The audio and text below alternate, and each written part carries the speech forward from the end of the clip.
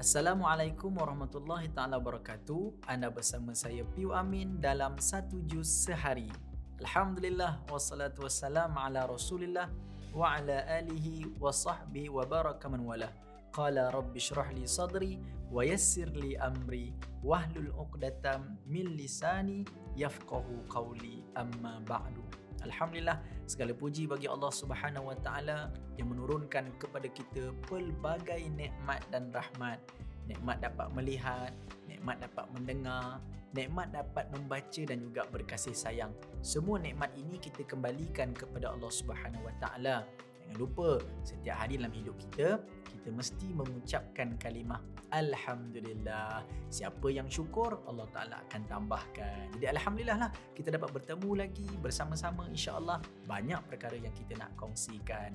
Okey, pada ketika ini kita nak kongsikan daripada pengembaraan cerita juzuk kita yang ke-15. Kalau sebelum ini kita berbicara dalam juzuk 14 tentang kisah lebah. Bagaimana Allah Ta'ala menceritakan kepada kita daripada lebah itu ada pelbagai manfaat dan kebaikan yang kita boleh pelajari. Dan pada ketika ini pula kita nak berbicara tentang satu travel. Ingat tak saya sebut hari itu? Tentang satu pengembaraan yang cukup panjang yang dilalui oleh baginda Nabi Muhammad SAW. Kalau kita perhatikan dalam setiap episod-episod juzuk-juzuk sebelum ini, semua daripada juzuk-juzuk ini menceritakan tentang semangat dan motivasi, tentang bagaimana Nabi SAW berdepan dengan ujian, berdepan dengan boikot, berdepan dengan kematian orang yang Nabi sayang, meninggalnya Abu Talib, meninggalnya Sayyidatina Khadijah. Jadi dalam banyak-banyak cabaran dan ujian ini, Allah Ta'ala bagi semangat dan motivasi kepada Rasulullah. Masuk ke juzuk 15, Allah Subhanahu Wa Ta'ala nak berikan kepada Nabi satu hadiah. Satu tiket yang cukup besar maknanya, cukup istimewa, iaitu pengembaraan dan travel bertemu dengan Allah Subhanahu Wa Ta'ala di Sidratul Muntaha. Itulah di dalam juzuk yang ke-15 ini adanya surah Al-Isra dan juga surah Al-Kahfi. Kalau kita melihat, kedua-dua surah ini ada kaitan yang cukup besar. Apa dia? Satu perkara yang kita sebut logik tidak boleh selamanya tepat. Ataupun mudah kita kata, keyakinan ataupun ilmu Allah Subhanahu Wa Ta'ala itu melepasi daripada pemikiran kita. Contohnya dalam kisah Al-Isra, Allah Ta'ala sebut dalam ayat yang pertama, jelas dan tepat apa yang Allah Ta'ala maksudkan di sini. Tak payah kita nak tengok jauh-jauh. Satu ayat lengkap cerita pasal sambutan yang selalu kita raikan dalam bulan Rejab, iaitu Isra dan Mi'raj. Subhanalladzi asra bi'abdihi laylan minal masjidil harami ilal masjidil aqsa alladzi barakna hawlahu linuriyahu min ayatina innahu huwas sami'ul basir. Maha suci Allah yang memperjalankan hambanya daripada Masjidil Haram ke Masjidil Aqsa. Kemudian Allah Ta'ala bagi keberkatan bagi seluruh perjalanan tersebut. Allah Ta'ala mulakan perjalanan itu dengan kasih sayang. Dan sesungguhnya Allah Ta'ala kata apa? Aku tunjukkan kepada kamu Muhammad dan seluruh orang yang percaya dan tidak percaya kepada kamu tentang kuasanya aku. Dan Allah Ta'ala akhirkan, Allah Ta'ala maha mendengar dan maha melihat. Begitulah kasih sayangnya Allah kepada Rasulullah. Betul, Rasulullah dia digelar sebagai Khalilullah, kekasih Allah. Allah Subhanahu Wa Ta'ala nak menimbulkan kasih sayang dan cintanya kepada Rasulullah. Maka Allah Subhanahu Wa Ta'ala menunjukkan satu hadiah yang besar, perjalanan Isra dan Mi'raj. Allah Subhanahu Wa Ta'ala bijaksana, dia pilih perkataan Al-Aqsa, dia pilih Masjid Al-Aqsa. Kalau siapa yang pernah pergi ke Al-Aqsa, dia tahulah betapa besarnya Al-Aqsa ini dan betapa istimewanya Al-Aqsa. Baiklah, kita cerita kenapa Allah Ta'ala pilih Al-Aqsa dalam surah Al-Isra. Yang pertama, kerana Al-Aqsa ini adalah satu masjid yang ianya digelar Masjid Haram seperti masjid di Mekah, Masjidil Haram, dan juga Masjid An-Nabawi di Madinah Al-Munawwarah. Nabi sebut la tushaddu rihal ila salasati marahil. Maka kamu jangan jauhkan perjalanan kamu. Maksudnya Nabi kata, kamu nak pergi mana-mana travel, pergi tempat ni dulu. Pergi mana? Pergi Mekah, pergi Madinah, kemudian pergi ke Al-Aqsa. Kamu akan dapat banyak pengajaran. Baiklah, yang kedua, apa sebab Allah Ta'ala pilih Al-Aqsa? Sebab orang-orang Quraisy pada ketika itu dah pernah sampai Al-Aqsa. Jadi bila Nabi sebut Al-Aqsa, orang akan mula untuk berfikir, biar betul Nabi ni satu malam boleh sampai Al-Aqsa. Kami baru balik daripada Al-Aqsa. Nak sampai ke Al-Aqsa 1 bulan. Nak patah balik ke Mekah 1 bulan. Daripada Al-Haram Mekah pergi ke Al-Aqsa Palestin yang duduk di Syam 2 bulan perjalanan. Macam mana Rasulullah Muhammad sallallahu alaihi wasallam boleh pergi Al-Aqsa 1 malam? Jadi ini yang menguji keimanan orang untuk percaya kisah. Pasal Nabi naik ke langit ni, ramai orang percaya. Sebab apa? Nabi-Nabi sebelum ni pun naik ke langit. Yang jadi isu ni apabila Nabi bercakap tentang Nabi bergerak daripada Al-Haram Mekah. Sedangkan orang Mekah nampak Nabi malam semalam dengan dia orang sekali. Jadi inilah nak menunjukkan bagaimana surah Al-Isra' mukjizat yang paling agung sehingga menggetarkan hati orang beriman sampai boleh berbolak-balik. Wa'iyyazubillah. Kita pun takut tuan-tuan. Tak tahulah kita kalau waktu kat zaman Nabi tu, kalau iman tak kuat, mungkin kita duduk belakang Abu Jahal. Wa'iyyazubillah, takut sebab Abu Jahal ni seronok. Sebab niat Abu Jahal ni tak baik. Sebab itu hebatnya iman Abu Bakar As-Siddiq. Ketika mana dia dengar kisah ini, Abu Bakar kata, kalau Muhammad cerita lagi banyak, Muhammad cerita lebih daripada itu, aku tetap percaya Muhammad tak pernah berbohong. Maka sebab itu ayat 1 hingga 3 bercerita tentang Isra' dan penurunan kitab Taurat kepada Nabi Musa. Antara yang lain ayat 4 hingga 8 kisah Bani Israel, ayat 9 hingga 11 cerita tentang tujuan dan fungsi Al-Quran, ayat 18 hingga 21 balasan kepada orang yang hanya berfikir tentang keduniaan semata-mata. Kemudian ayat 22 hingga 30 cerita tentang hubungan Allah dan sesama manusia. Ayat 31 hingga 39 cerita tentang sistem kehidupan yang sangat tersusun. Ayat 61 hingga 65 kisah Nabi Adam dan Iblis. Ayat 78 cerita tentang perintah mendirikan solat. Ayat ke-101 cerita tentang 9 mukjizat Nabi Musa. Dan penutup ayat 110 hingga 111 Allah Ta'ala meletakkan ayat-ayat tentang doa-doa yang boleh kita baca dengan nama-nama Asma'ul Husna. Jadi sebab itu kalau kita berdoa, banyakkan membaca Asma'ul Husna. Baiklah, dalam juzuk ke-15 ini juga terdapat surah Al-Kahfi. Tadi kita dah sebut. Surah Al-Kahfi ni pun tadi Allahu Akbar, cukup besar. Tak boleh fikir di akal. Macam mana semua orang tahu daripada kita kisah Al-Kahfi? Al-Kahfi itu adalah gua.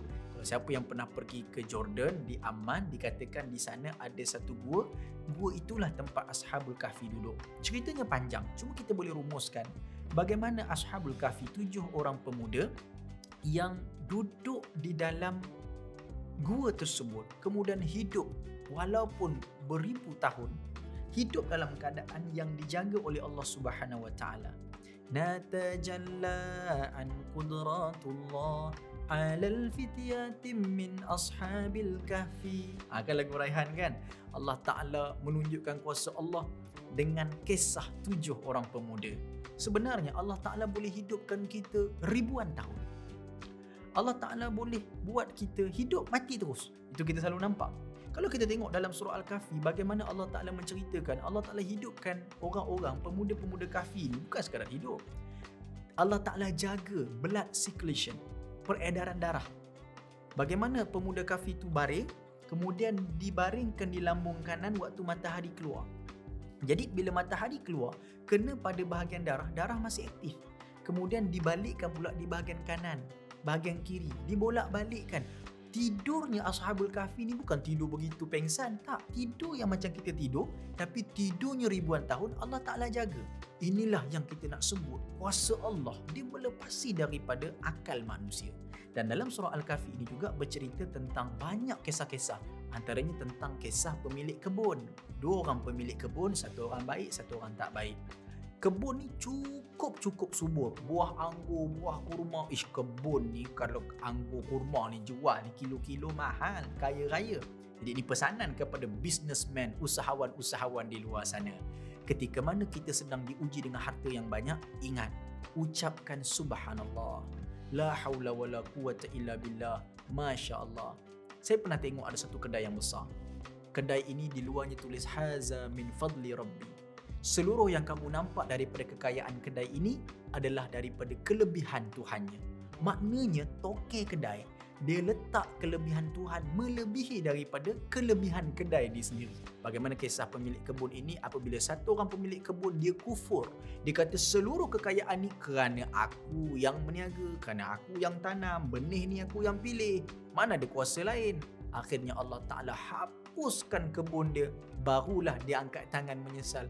Ya Allah, aku ni tak ada apa. Ya Allah, barulah aku tahu yang engkau ni pemilik segala-galanya. Tapi sudah terlambat. Ini pengajaran. Sebab itu kita kena baca Al-Kahfi setiap hari Jumaat. Dan kita juga diminta untuk baca Al-Kahfi 10 yang pertama ayatnya dan 10 yang terakhir ayatnya setiap hari. Di zaman ini, ramai ulama pesan.